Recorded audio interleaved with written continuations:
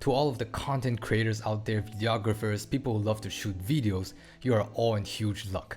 As you all know, the iPhone 13 is going to be announced very soon, and apparently Apple seemed to be really focusing on videos in this new iPhone 13. And there are three major rumors about the spec of this camera that we all hope to be true. So why is Apple so focused on videography in this new iPhone 13? Well, the truth is, videos are arguably getting more and more important than photos. I'm gonna explain that in a second.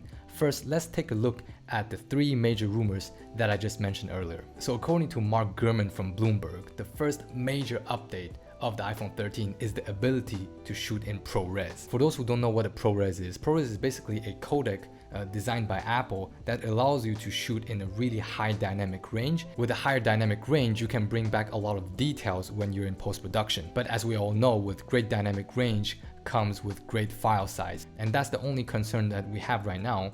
How is Apple going to manage the huge file size coming from a ProRes footage? Although it seems really hard to solve this problem, I do believe that Apple can probably solve this issue because they designed the ProRes. They might be able to come up with like a ProRes Lite or something similar to it. And probably they're not going to tell us whether it's 420 or 422.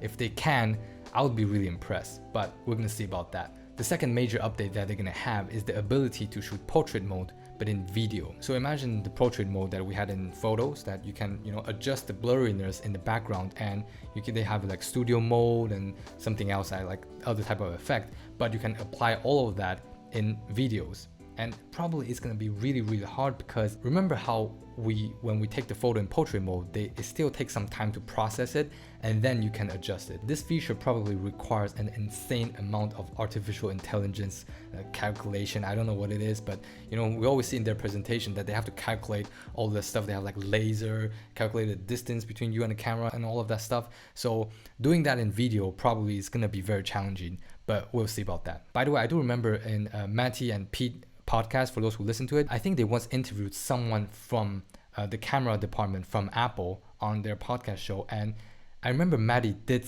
ask about this thing specifically. Like he said that, we can shoot in portrait mode in photo, but can we do that in video?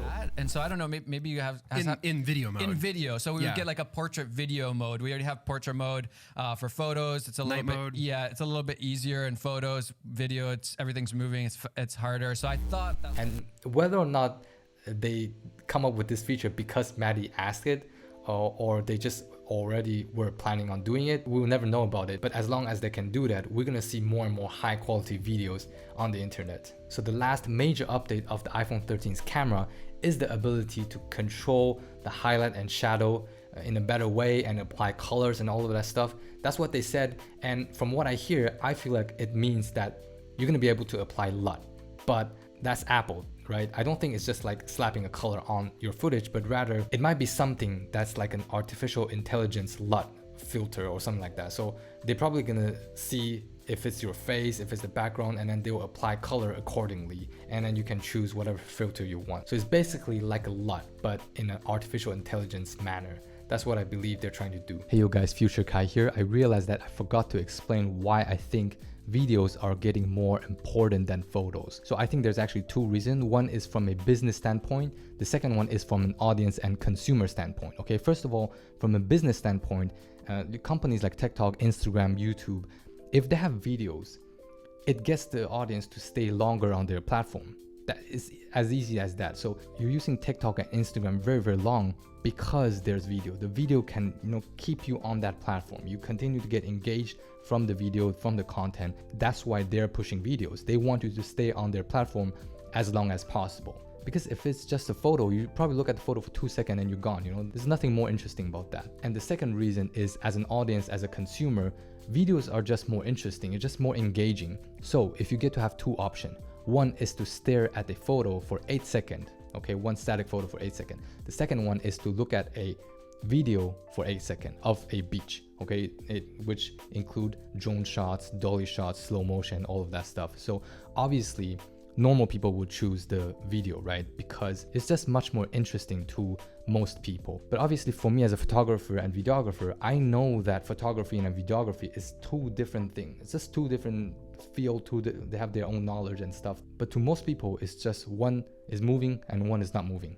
It's just that simple. So obviously people will get to choose the one that is seem more interesting to them, because in videos there's just much more context. You get to see things in a different angle, you get to hear things, you get to hear people talking, all of that stuff. And because of that, because video is getting more attention, because companies, corporations want more videos, so you get to stay on their platform more, videography just get more, spotlight. And that's why I think Apple wants to improve their videography on their iPhone as well. So yeah, that's just my theory. There's no proof to that. Let me know what you guys think about it. So yeah, these are the rumored specs of the iPhone 13's camera. Would you want to have an iPhone 13, and would you use that camera as your main camera?